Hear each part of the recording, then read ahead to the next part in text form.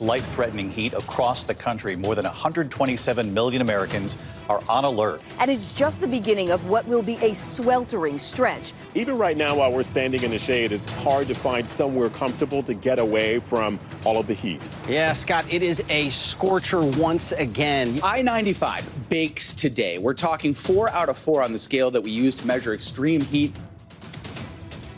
Some of the coverage across the country of the scorching summer heat hitting the nation. For more on what's driving the extreme weather and whether the new normal is with us now, I'm joined by science educator Bill Nye. Good morning, Bill. It's so great to have you with us this morning. There are very few people watching us this morning who aren't experiencing sweltering heat. The same is happening around the world, flooding, wildfires.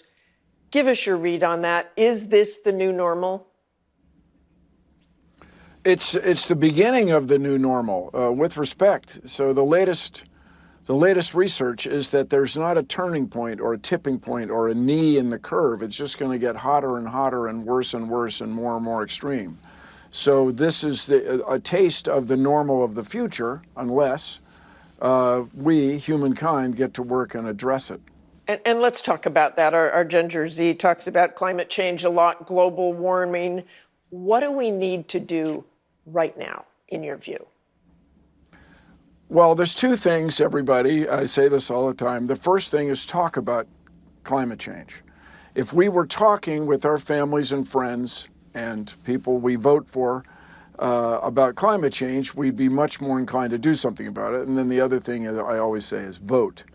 So we have a situation right now here in the United States where one side, one political party, isn't acknowledging the problem, let alone coming up with a plan to do something about it. Furthermore, the other side is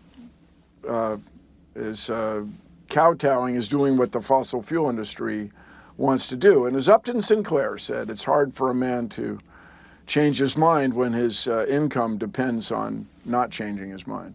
So everybody, we have a situation now where El Nino is giving way to La Nina, where there's a cooling in the Pacific Ocean, which strangely enough leads to more hurricanes because there's less vertical shear, as we say, in the Atlantic.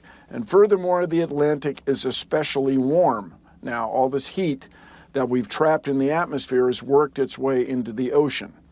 So we have a situation where we're going to have this extreme heat and these crazy heat domes, these high-pressure systems that don't move, and there are no clouds to reflect sunlight into space. They just get hotter and hotter.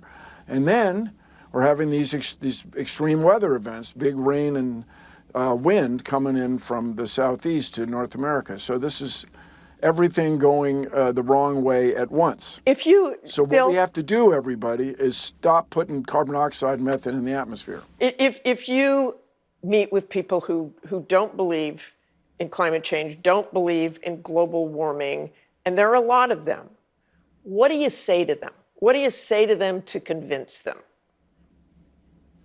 So if I could convince people in one sitting, that would be fabulous, but that has proven quite difficult. I tell everybody it takes years where people see the evidence, and the problem we have in climate change is we don't have a 9/11 or a Pearl Harbor. It's slow motion. So everybody that I speak with acknowledges that the climate is changing. Just the nudge that we work on, people on my side of this, is pointing out that humans are causing it. And we're doing it because we've created this wonderful quality of life for so many people by burning ancient carbon, ancient swamps, coal, oil, gas. We just got to stop doing that. And so there are many alternative sources of energy, but we have to work together to share it. And I'm talking about transmission lines and energy storage, as well as developing more efficient renewable sources at the same time. Better solar panels, better wind turbines, and this mythic thing that people are talking about is fusion, but it's decades away, but nevertheless it's in the future.